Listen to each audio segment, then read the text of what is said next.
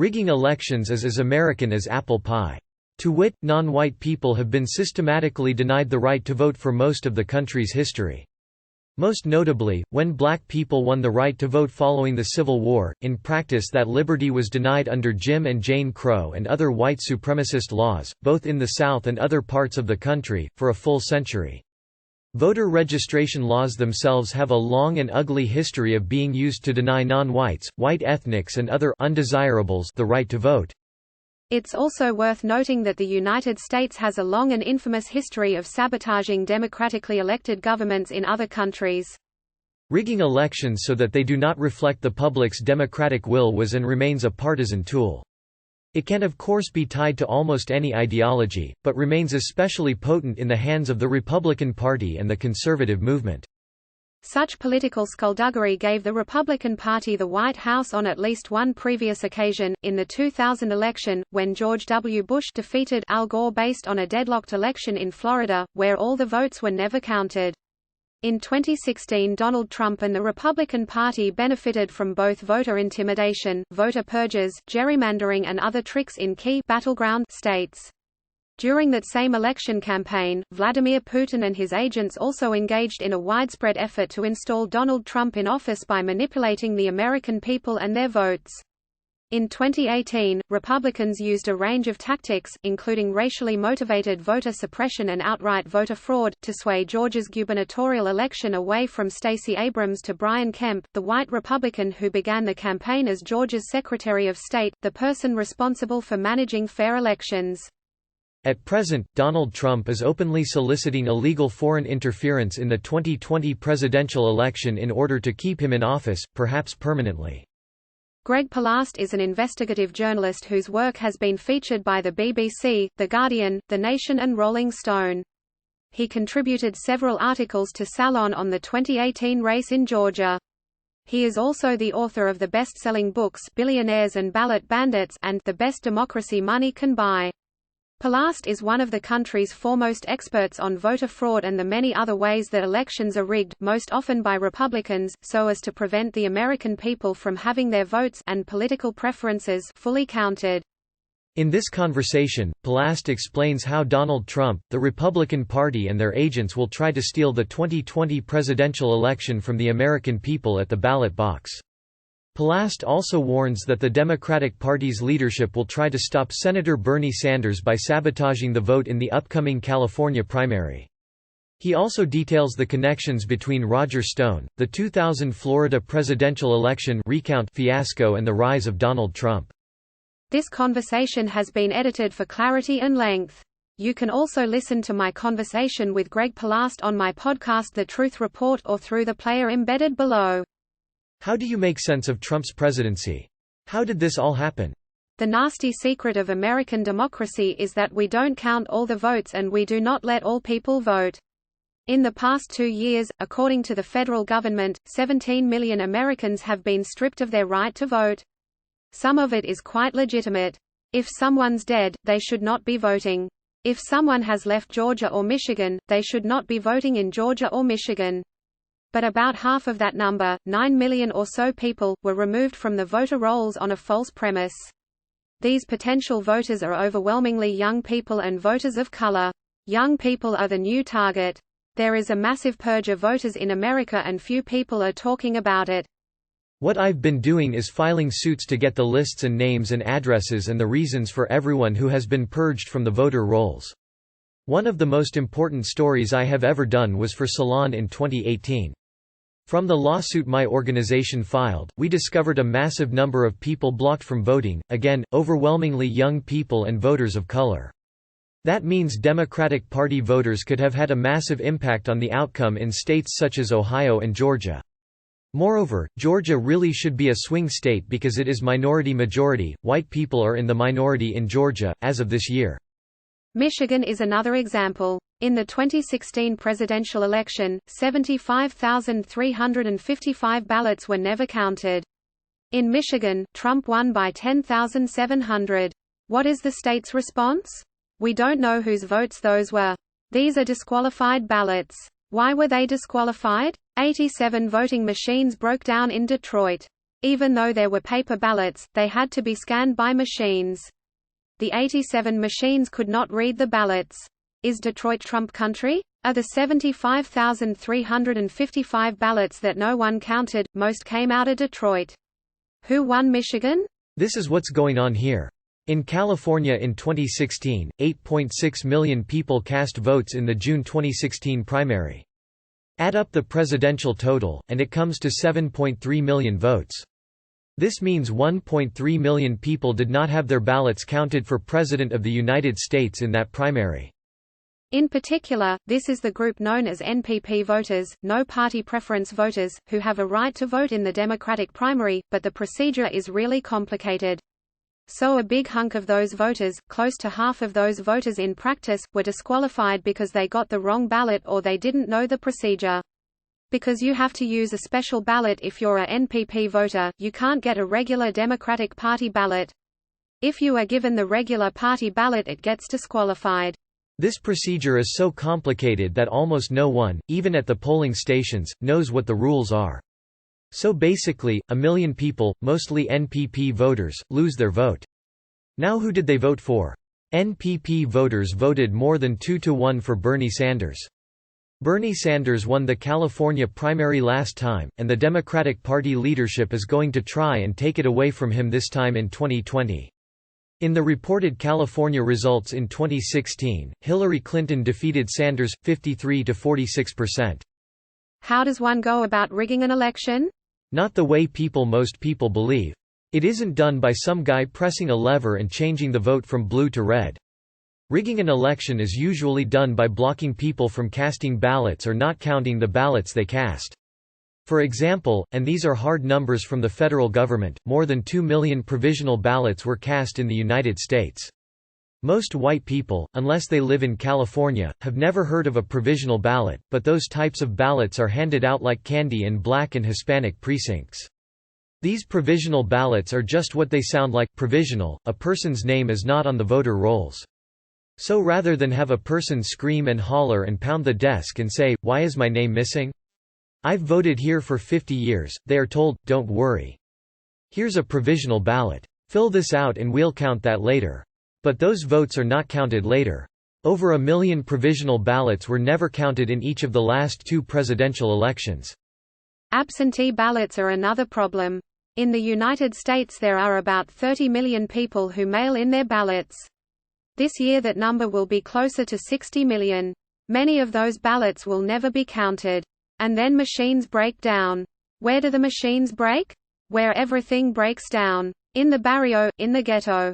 Under-resourced schools, bad hospitals, that all equals broken voting machines. A person's vote in those poor areas is not being changed. The U.S. Civil Rights Commission discovered that the chance your vote will spoil is 900% higher if you're black than if you're white. The votes don't get counted. People are not allowed to vote. It's not random at all. This is a violently racial system. Demographics are against the Republican Party. Their ideas are unpopular. Their solution is to maintain a type of American apartheid.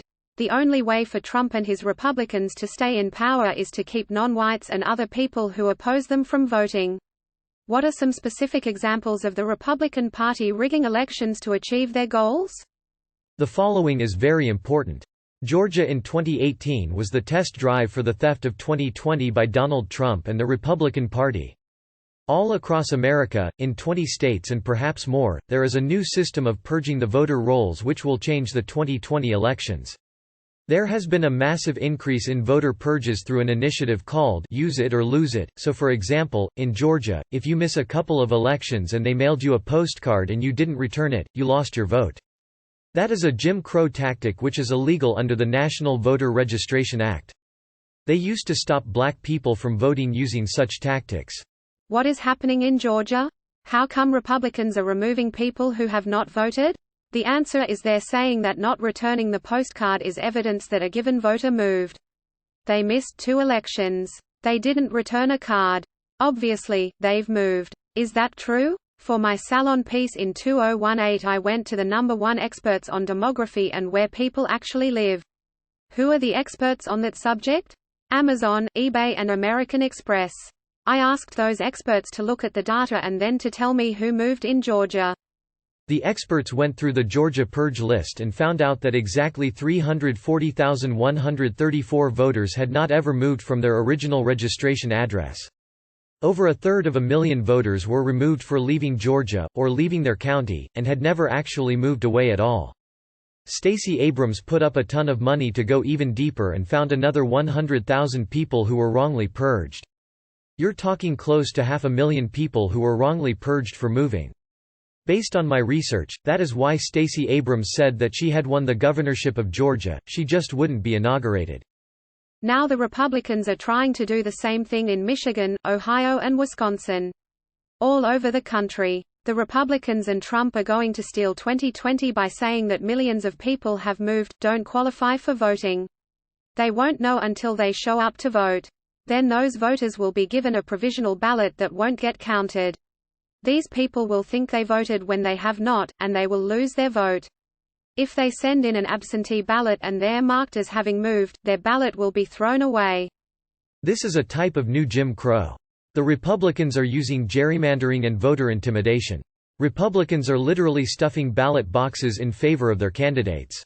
There are false mailers being sent out. In terms of coordination, what does that look like? Chris Kobach of Kansas, he was Secretary of State in Kansas. Trump tried to appoint him to run his Election Integrity Commission, which was going to supposedly expose millions of fraudulent voters and then remove them from the voter rolls. Kobach is the mastermind of a great many of these dirty tricks. Are there others involved? I caught Karl Rove, when he was working for George W. Bush's re-election campaign.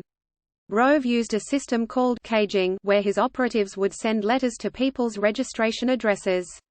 If the mail came back undelivered, Rove's people would say, "That's a ghost voter. That person doesn't live at their registration address."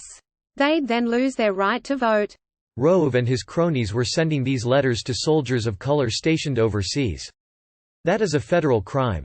Karl Rove was blunt. He reportedly said, "If we can drop black turnout in states like North Carolina by 1/4 percentage point, we win." Donald Trump and other Republicans, especially Fox News and the right-wing propaganda machine at large, are obsessed with these stories about non-whites, especially black Americans, showing up to vote illegally to rig elections against white conservatives. What do we know about that strategic rhetoric? It is strategic. Absolutely, I call it the hysteria factory. To kick people off the voter rolls using a system like crosscheck won't work unless you can claim that people are voting twice en masse. Trump and the Republicans have to create a hysteria that black people are voting twice if they want to be able to purge the votes. It's not as though Chris Kobach or Donald Trump invented that strategy of racial rumor-mongering.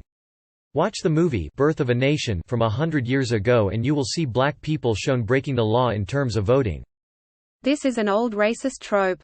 And Trump has turned it into a hammer.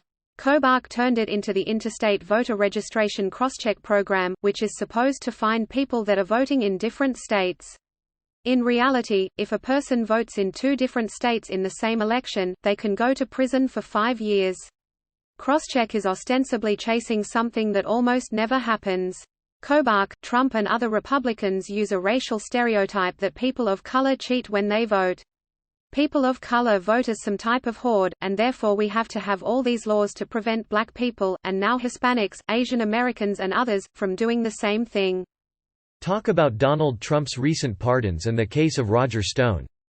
How is that relationship a tale of election fraud and vote rigging?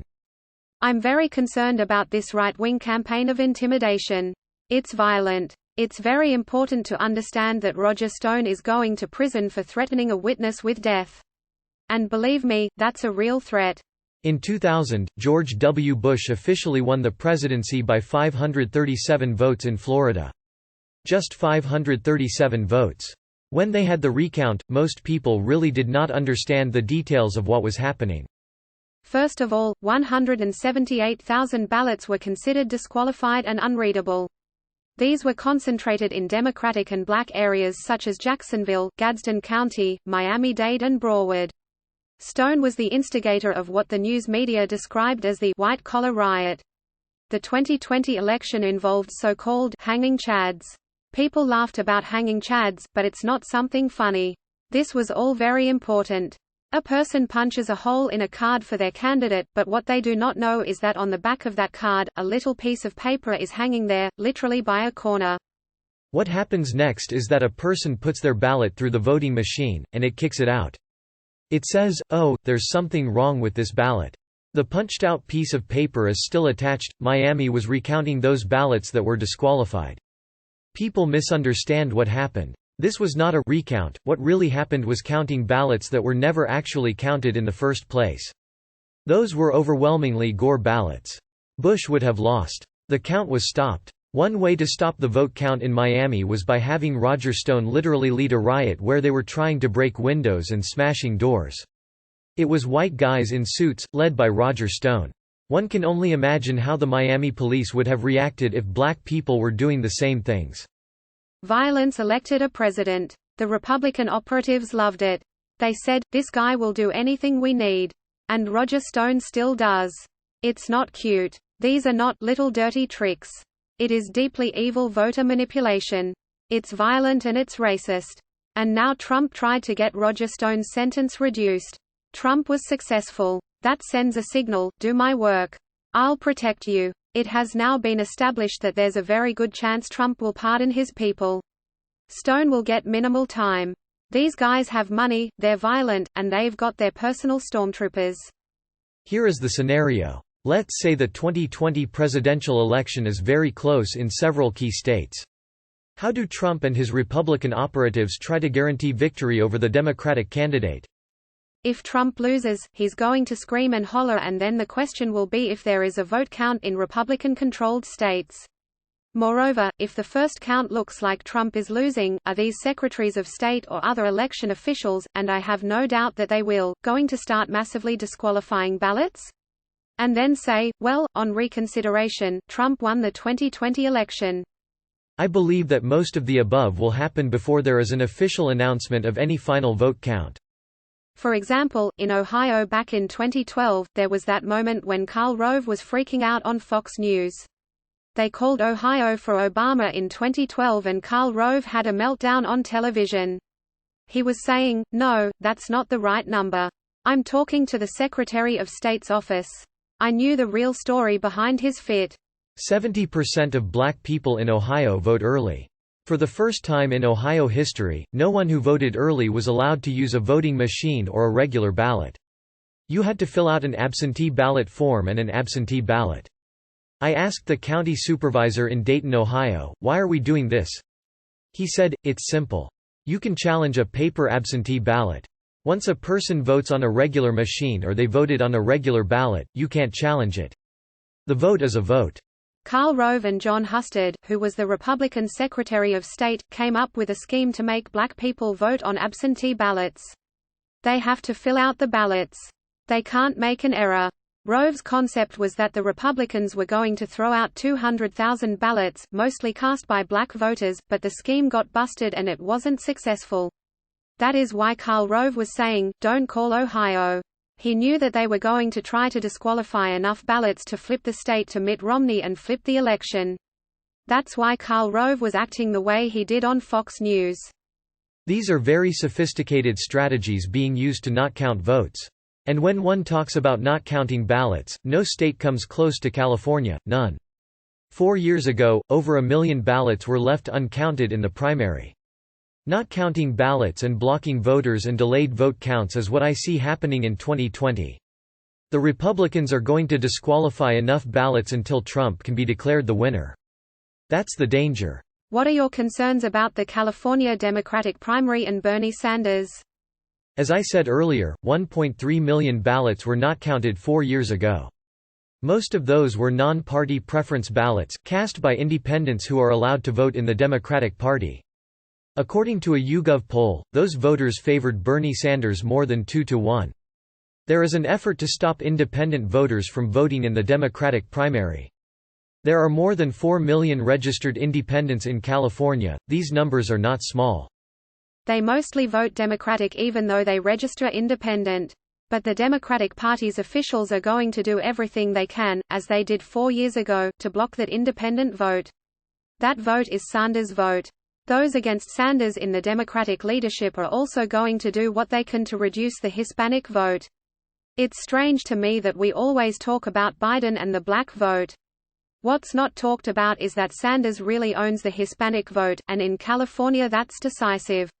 They're doing everything they can to block Hispanic voters, young voters and independent voters who support Bernie Sanders. To be clear, I'm not for Sanders. I don't have a dog in the fight. But the powers that be are moving heaven and earth in California to screw Bernie Sanders. Your claim is that the Democratic Party's leadership is basically saying, "Hell no," to Bernie Sanders. Alex Padilla is California Secretary of State, but unlike most Hispanics, he has endorsed Joe Biden. He's got to deliver for Biden. He cannot let Sanders win California. At this point, I would say that it is going to be impossible for them to stop Sanders from winning California. His lead is so big there. However, California is not a winner-take-all state. What can happen is that those in the Democratic Party who are against Sanders can stop him from winning a lot of delegates. They can hurt his totals wherever they can. In my opinion, that is the establishment trick that will be used against Bernie Sanders. What would you do to ensure that America's elections are free, fair and open? I would adopt the Swiss system, no registration. What's registration for, except to remove people from the rolls that one party doesn't like?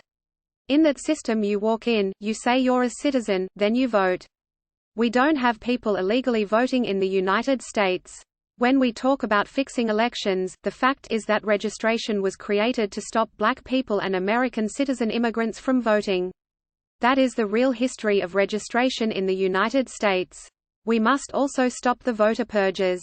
No one should ever lose their right to vote. That's something that happens when you go to prison. There is absolutely no reason to be erasing people off the voter rolls, unless they ask to be erased. And the other exception is the death list, which is issued by the Social Security Administration. That's it.